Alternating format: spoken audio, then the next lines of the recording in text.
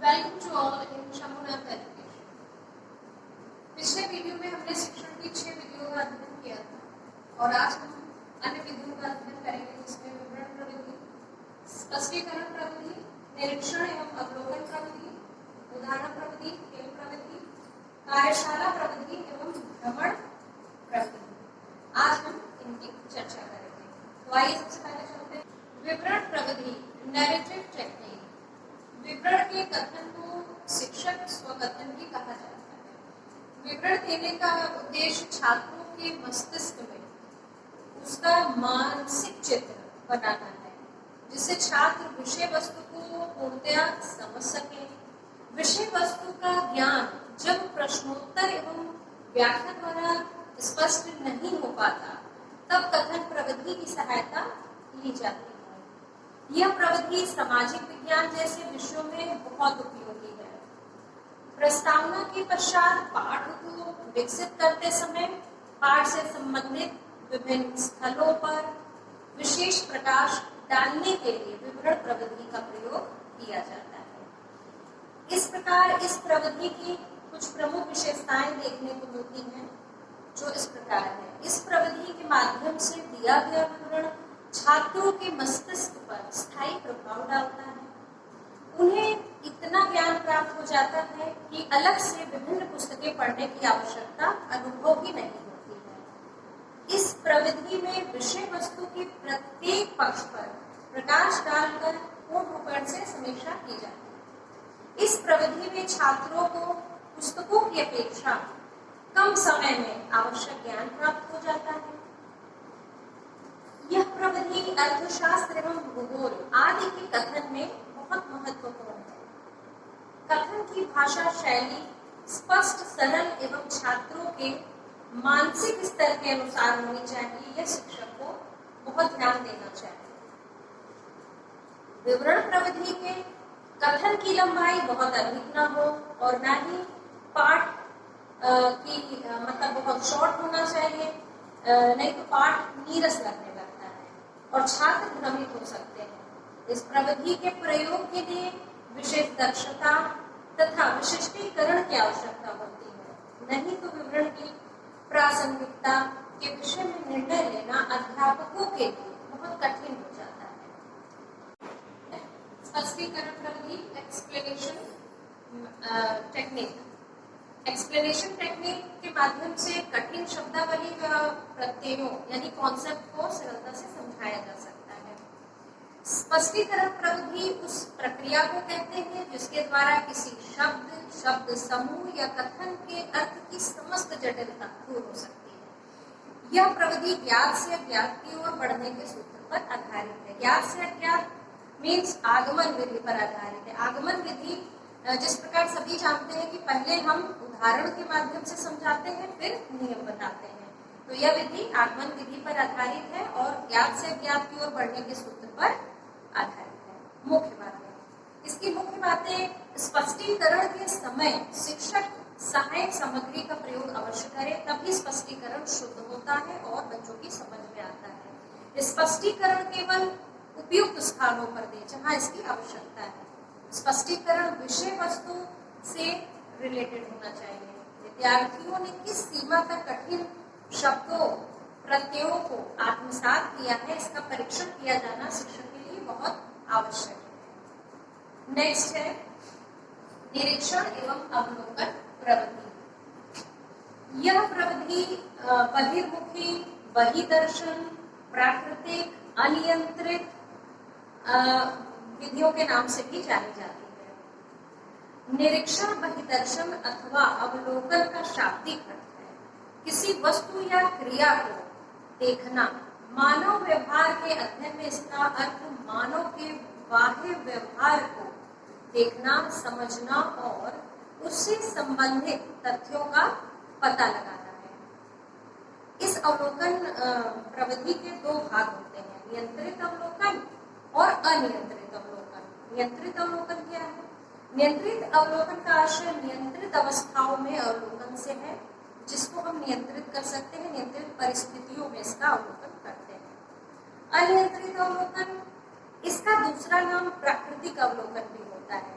जब एक बालक इस प्रविधि का प्रयोग कर रहा होता है तब उसे सूक्ष्म अवलोकन, स्वतंत्र चिंतन एवं विभेदीकरण की क्षमता का ज्ञान प्राप्त होता है। निरीक्षण प्रविधि के प्रकार, ये दो प्रकार का होता है, औपचारिक और अनौपचारिक। औपचारिक क्या है?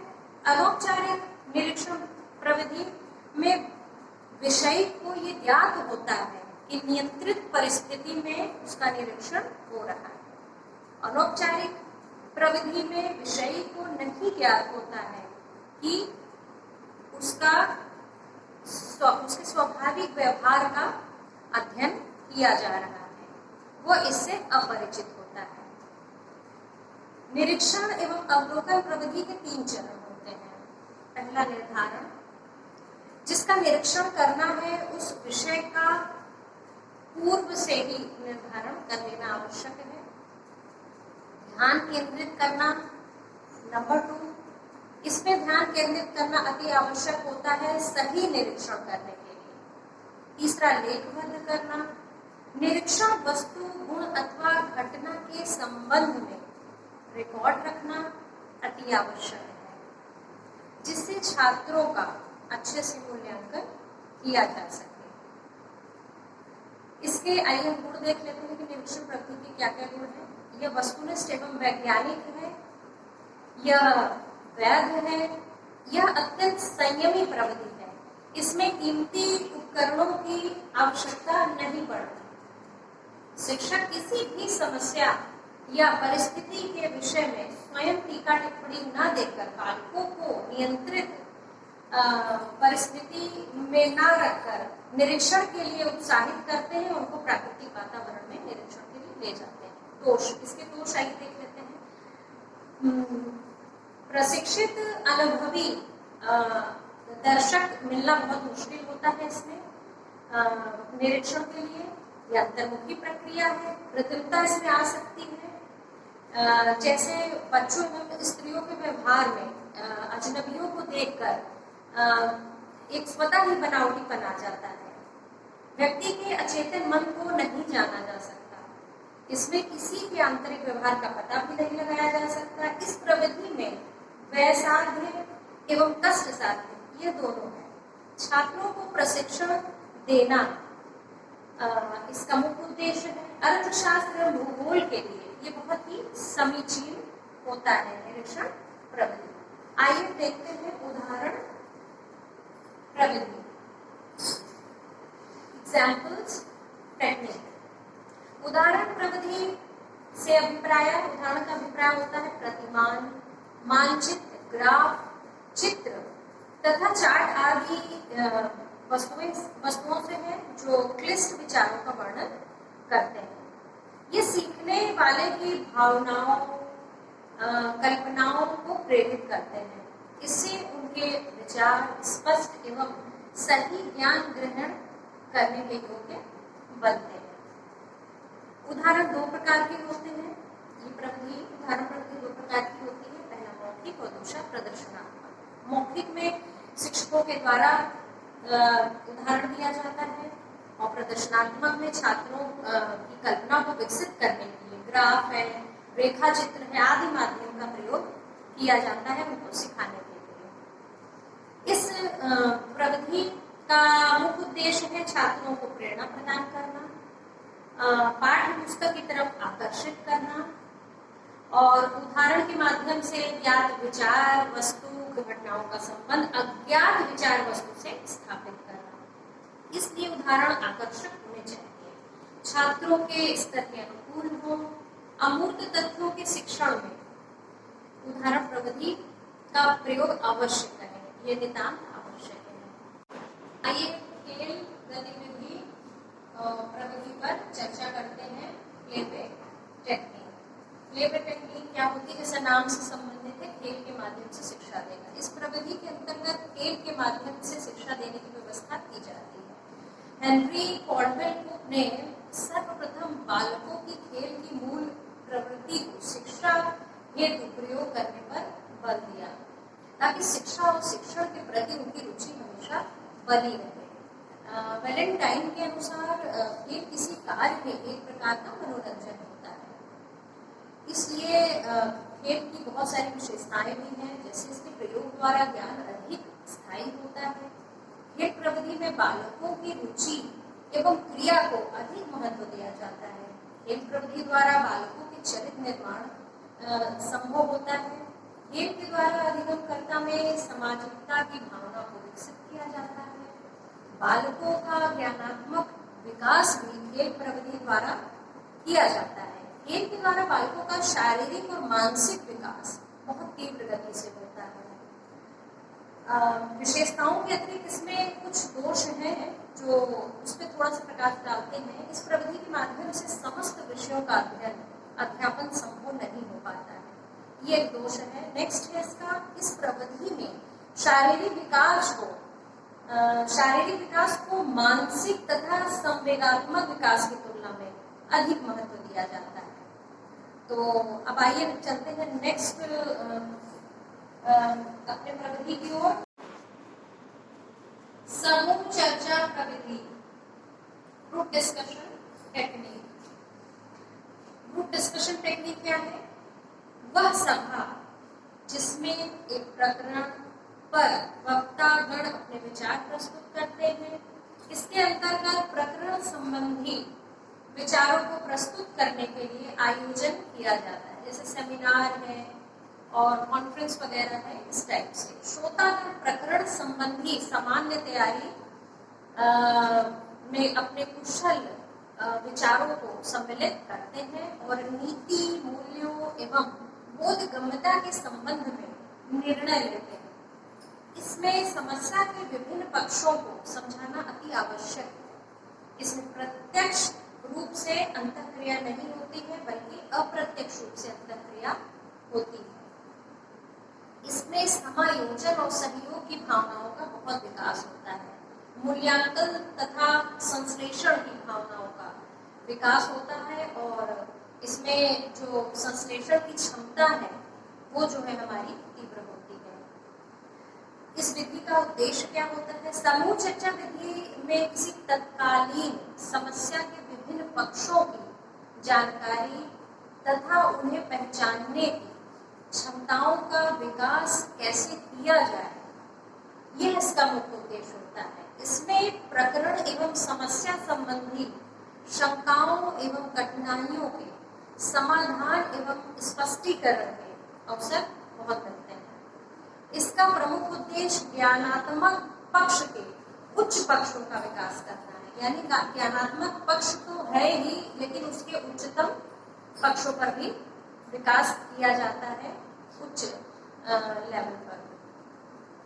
अब आइए देखते हैं कार्यशाला प्रविधि यानी वर्कशॉप टेक्निक। ये क्या होती है? शिक्षा शब्दकोश के अनुसार कार्यशाला एक शैक्षणिक प्रविधि है जिसमें समान रुचियों एवं समस्याओं से युक्त उपयुक्त विशेषज्ञों के साथ प्रायः आवासीय एवं कई दिवसों की अवधि में आवश्यक सूचनाएं प्राप्त करने एवं समूह अध्ययन के माध्यम से समाधान निकालने के लिए हम सब मिलते हैं। अध्यापन शिक्षा में नवीन पाठ योजना निर्माण में कार्यशाला प्रविधि का प्रयोग किया जाता है। अनुदेशन सामग्री जैसे अभिक्रमित अनुदेशन के निर्माण हेतु ये बहुत महत्वपूर्ण है। कक्षा अंतःक्रिया को समझने तथा निरीक्षण एवं अर्थापन हेतु ये बहुत महत्वपूर्ण है। क्रियात्मक अनुसंधान के प्रयोग करने हेतु इसका आयोजन किया जाता है। कार्यशाला का मुख्य उद्देश्य नवीन प्रविधियों, नवीन विधियों एवं उपागमों से सेवारत शिक्षकों एवं विद्यार्थियों को अवगत कराना एवं उनको प्रशिक्षण देना है। एग्जाम्पल के लिए आजकल मॉडर्न ट्रेंड्स है, तो उसमें नवीन प्रकार की परीक्षाओं के लिए प्रश्नों का व्यवहारिक रूप में प्रस्तुतिकरण, नवीन प्रकार की पाठ्य योजना का निर्माण करना आदि इसमें सम्मिलित है। प्रवृत्ति देखते हैं, भ्रमण प्रवृत्ति की ओर चलते हैं। भ्रमण प्रवृत्ति एक्सकर्शन टेक्निक। एक्सकर्शन टेक्निक यानी भ्रमण का मूल आधार निरीक्षण है। School journey is a trip arranged by the school for educational purpose. in which students go to places where the materials of instructional may be observed and studied in their functional settings. छात्रों को यथास्थान पर ले जाकर निरीक्षण के योग्य तथ्यों का ज्ञान कराया जाता है। प्राचीन काल में अनेक शिक्षा शास्त्रियों और दार्शनिकों जैसे एस्ट्रोलॉजी है, रूसो ने भ्रमण को बालक की शिक्षा के मुख्य साधन के रूप में स्वीकार किया है। इन्होंने कहा यह मनोरंजन और मानसिक क्रिया और शारीरिक क्रिया को तेज करने की सबसे अच्छी विधि है। शिक्षण के अतिरिक्त प्रशिक्षण के लिए शैक्षिक पर्यटन अधिक उपयोगी है। पर्यटन के द्वारा इस प्रकार की संस्थाओं में उन्हें रखा जाता है जिसमें वह वास्तविक अनुभव कर सके। जैसे कृषि के प्रशिक्षण के लिए प्रशिक्षणकर्ता को कृषि के फार्मों पर रखकर वास्तविक अनुभव दिया जाता है। शैक्षिक पर्यटन का विकास प्रोफेसर ग्रेन ने किया, जिसके द्वारा उन्हें विभिन्न विषयों भूगोल, प्राकृतिक अध्ययन, वनस्पति अध्ययन, जीव विज्ञान तथा अन्य विषयों का शिक्षण दिया जा सके। विभिन्न विद्यालयी विषयों की पाठ्य वस्तु का वास्तविक अनुभवों द्वारा ज्ञान प्रदान करने के लिए भी बहुत उपयोगी है पर्यटन प्रवृत्ति। स्थानीय निरीक्षण, उद्योग, भौगोलिक परिस्थिति, ऐतिहासिक स्थलों, व्यापार, बैंक, राजकीय इमारतों का वास्तविक ज्ञान प्रदान करने के लिए स्थानीय निरीक्षण भी करवाए जाते हैं, जिससे उनका ज्ञानवर्धक होता है। इसका मुख्य उद्देश्य है कक्षा शिक्षण को रोचक एवं बोधगम्य बनाना। फिल्म और फिल्म स्ट्रिप की सहायता से स्थलों एवं संस्थाओं का वास्तविक ज्ञान एवं अनुभव प्रदान किया जाता है। शैक्षिक तकनीकी अतीत की घटनाओं में प्रस्तुतिकरण में बहुत सहायक सिद्ध होती है। सबसे प्रमुख पर्यटन से छात्रों की उत्सुकता की संतुष्टि हो जाती है। पर्यटन को संगठित करने के कुछ आवश्यक चरण हैं, जैसे योजना निर्माण, एक निर्देशिका तैयार करनी चाहिए जिसमें उपयुक्त स्थल का चयन, चयनित स्थान की यात्रा योजना, आवश्यक वस्तुओं की व्यवस्था तथा परिवहन आदि की व्यवस्था से संबंधित हो। नेक्स्ट, पूर्व शिक्षक तैयारी। इसके अंतर्गत पहला चरण हमने देखा कि निर्देशिका तैयार करनी चाहिए, दूसरा पूर्व शिक्षक तैयारी कर लेनी चाहिए। इसके अंतर्गत चयनित स्थान का निरीक्षण, योग्य बातों की सूची तैयार कीजिए, उनका संबंध विषय वस्तु के शिक्षण बिंदुओं से स्थापित करिए, भ्रमण का उद्देश्य स्पष्ट करिए, चयनित स्थान की जानकारी दीजिए, सफलता या असफल किस किन कारणों से कहाँ रहे हैं उसकी रिपोर्ट तैयार करिए, और भ्रमण स्थल पर ठहरने की व्यवस्था तथा लौटने के पश्चात कक्षा कार्य के रूप में कराए गए कार्य का निरीक्षण अवश्य करें। यह बहुत ही प्रमुख शिक्षक के लिए है। आइए इसकी कुछ विशेषताएं देखते हैं। पर्यटन के माध्यम से छात्रों को घटना स्थल एवं वस्तुओं का प्रत्यक्ष ज्ञान प्राप्त होता है। छात्रों की जिज्ञासा एवं शंकाओं का समाधान किया जाता है।